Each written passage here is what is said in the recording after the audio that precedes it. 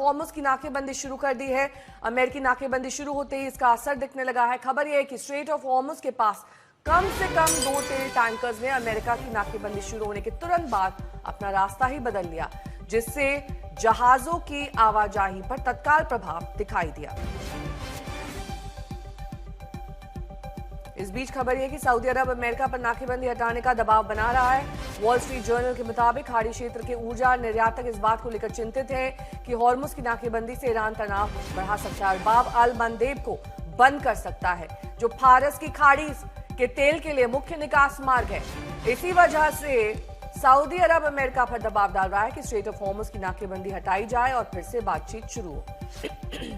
उसे डर है कि डोनाल्ड ट्रंप द्वारा इसे बंद करने का कदम ईरान को तनाव बढ़ाने और अन्य महत्वपूर्ण समुद्री मार्गों को बाधित करने के लिए उकसा सकता है। इस बीच ट्रंप ने अपने ताजा बयान में कहा कि वो किसी देश की ब्लैकमेल में नहीं आने वाले।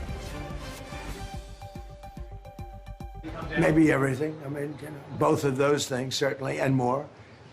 We can't let a country blackmail or extort the world, because that's what they're doing. They're really blackmailing the world. We're not going to let that happen. And the amazing thing is, we don't, can you believe this? We don't use the Strait. We don't need the Strait. We have our own oil and gas, much more than we need.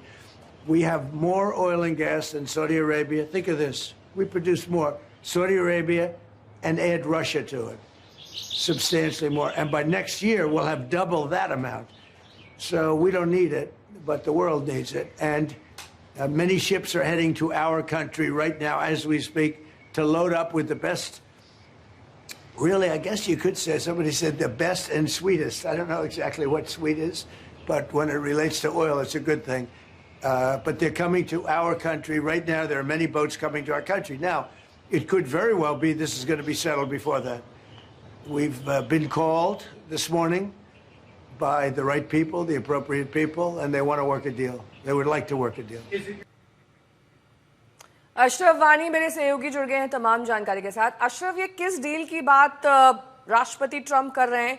क्योंकि वो कह रहे हैं कि मुझे तो Hormuz की जरूरत ही नहीं है। उसके बाद फिर वो ये कह रहे हैं कि कुछ जहाज ऐसे हैं जो अमेरिका तक पहुंच रहे हैं और वो सऊदी अरब से भी ज्यादा तेल उनके पास है। ऐसे में उनको स्ट्रेट ऑफ हॉर्मुज़ से जो जहाज गुजरते हैं वो आए चाहे ना आए, उसका कोई फर्क नहीं पड़ता है। तो फिर डील किस बात की होनी है? नेहा, डील उसी बात की होनी है जो अधूरी पड़ गई थी इस्लामाबाद की वार्ता में। दरअसल वहां पर जो है किसी पर बात को किसी शर्त से दोनों देश जो है अपनी अपनी जिद से पीछे नहीं हटे और अब दोबारा कोशिशें हो रही है, न सिर्फ पाकिस्तान की तरफ से बल्कि साथ ही साथ टर्की का बड़ा रोल है और चीन और रूस की तरफ से पहले ही जो है एक स्टैंड लिया गया था कि कहीं ना कहीं जो ये तनाव है और जिसका सबसे ज्यादा असर स्ट्रेट ऑफ हॉर्मुज़ के ब्लॉक होने से अधिकतर देशों को है, खासतौर से एशियाई देशों में, जिसमें हमारा देश भी शामिल होता है।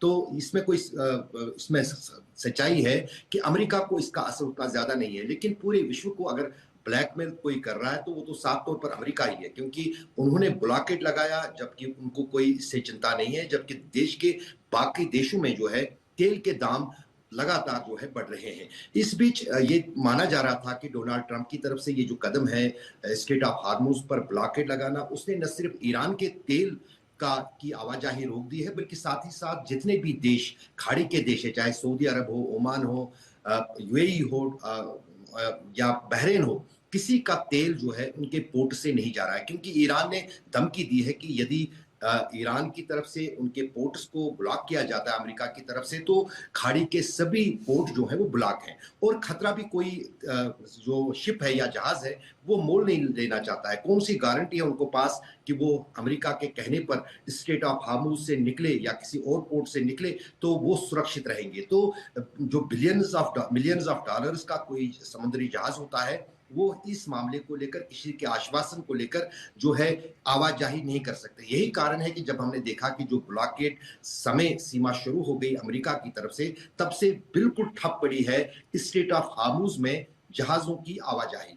लगातार ये प्रेशर बनाने का एक तरीका था अमेरिकी राष्ट्रपति डोनाल्ड ट्रंप की तरफ से ईरान पर कि वो उन शर्तों को माने जो अमेरिका चाहता है। उसमें सबसे महत्वपूर्ण शर्त यही है कि जो यूरेनियम को लेकर जो प्रोग्राम न्यूक्लियर प्रोग्राम ईरान में है वो उसको पूरी तरह से या तो बंद कर दे या कम से कम 20 साल तक किसी भी यूरेनियम इनरिचमेंट पर जो है वो जो है ईरान राजी हो। लेकिन ईरान का सालों से एक ही मत रहा है कि वो उनकी स्वायत्तता पर एक हमला है। अगर दुनिया के कई देश न्यूक्लियर एनर्जी के लिए या फिर पीसफुल मीन्स के लिए न्यूक्लियर टेक्नोलॉजी का इस्तेमाल करते हैं या न्यूक्लियर प्रोग्राम का इस्तेमाल करते हैं तो वो क्यों नहीं करें। और यही बात जो है रूस की तरफ से भी अमेरिका को कही गई थी। तभी डोनाल्ड ट्रंप ने जो ओबामा है 2015 में ईरान के साथ डील की थी, जिसको अमेरिकी राष्ट्रपति डोनाल्ड ट्रंप ने खत्म कर दिया।